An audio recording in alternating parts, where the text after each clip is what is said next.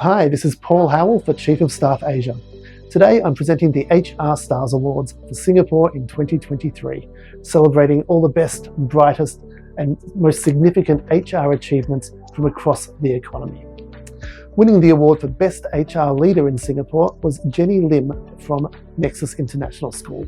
She joins me now. Jennie, thanks very much for being here and congratulations on the award win. How are you going today? I'm good. Thanks, Paul, for having me here. I feel so glad that I'm here to actually share my HR inspirations and how do we become HR best leader for any futuristic of HR.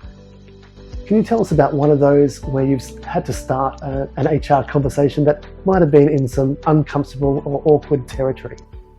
I think let's talk about the recent case that we have, whereby there are a couple of staff that feedback to me on the salary package, the inflations, as well as things that are happening in Singapore which impact on the property prices, and that actually impact on their life working at Singapore, as well as being teachers. They felt that it's an added stress to their life. So in terms of that, I collected their feedback, I listened and looked into the communication part that we have, and I actually reflected. If I'm the expatriate working in Singapore, how would I feel if I'm going through that phases? And so I look into that part as an employee. Further on, I reflected and I think, if I'm going to put out a proposal, how should I put it? Because in my mindset, I'll be thinking, okay, I represent employee, I also represent the management. I need to know there are budgeting impact, there will be staff costs that is generating as well, and everything is increasing. That includes our cost, which is the expenses cost at our school. So I look at it holistically, and then I initiated conversations with our president, and also initiated a conversation with our principal as well. So we had quite a good discussion, and letting them know the challenges and the impact. So we look at it as in how are we going to support them in resolving their problems, and also not shaken our budget, in terms of that, because we have all the budget approved, and look at how are we going to support our staff in terms of that. So in a way, I think active listening is very important, and also communicating it, helping the staff to communicate it, and actually help them to build that bridge. Because my part of the role is to actually help my staff to actually talk to the management, and not having all of them coming in, but it's also to look at it as in how do I convince the management to get their support. Has communication become a more and more important tool for HR leaders today? I think communicating has been quite important. In a nutshell, everything starts from communication. It can go wrong somewhere by typing. I may be putting in sentences or statements that wasn't what I wanted to articulate, and the person that received it may be receiving it wrongly.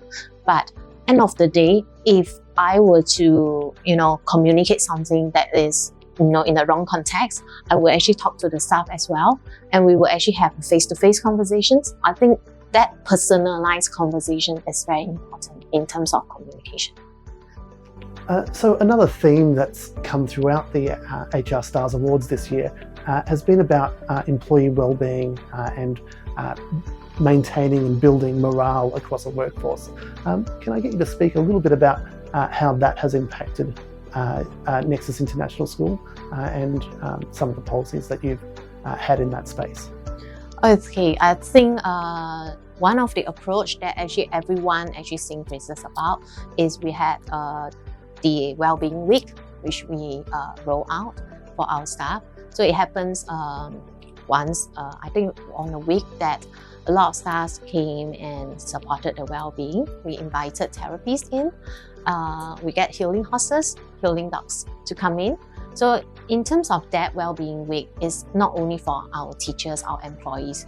There are parents of the students involved. There are students involving as well, and also the HR team as well. So in terms of that, I see it as in the well-being is not only focusing on staff, it also actually focuses on the wider community, which includes our parents at our school, on top of that, as well as the students. So of course, to me, well-being besides that is also focusing on our family. Each and individual staff has a family involved. And when they are working, there may be stress, anxiety, they have been through a rough day. How are we going to support them? And after the pandemic, what actually happened?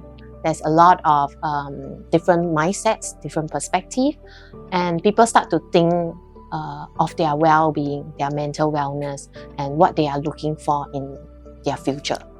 So in terms of, I would think there is a move between well-being, mental wellness, and work as well. People start to think, and there is this work from home policies that we have implemented, flexi work arrangement. So all these arrangements are because of well-being. We look after our staff, and also I think Nexus extend it further than our staff, which is including the dependents. We actually implemented the EAP, the Employee Assistance Program, whereby there is this counseling sessions that our staff and their family could have out of our school context. So we will not be aware what is the conversation about. It's a counseling session for them. And I think it works well for them. So in terms of we are looking after their well-being in school while they are at work, we're also looking after their family well-being when they are at home. So I think that is being inclusive, and to me is part of collaborating. We don't collaborate so closely with their family, but in terms of that, we provide support to them. What does leadership mean for you in the context of the HR space?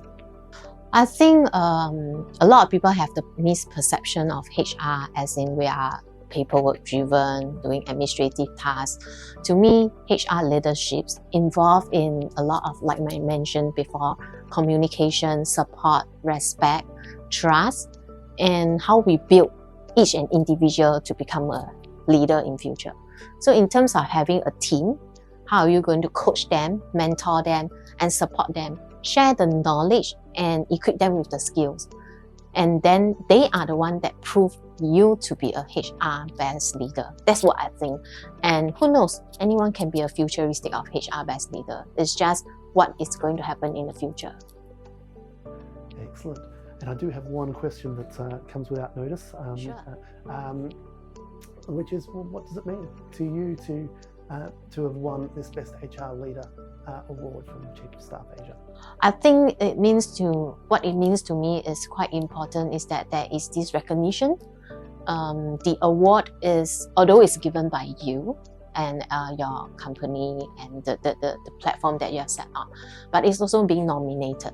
It's not something that I nominated myself and giving myself that assurance. And it's people, it's the staff, and it's the colleagues that actually nominated me, whereby they look at what I've done, and that gives me a sense of achievement, and it proved to me that I'm actually, I provide that kind of leadership, and they kind of agree to it. Yeah, that's give me some context to, and I did some reflection as well. Why of all people I'm the one, in terms of that. So I look at it as in, it actually gave me an assurance that I have proved myself in the industry. Well, Jennie Lim, thank you very much for joining me, and congratulations once again. Thank you.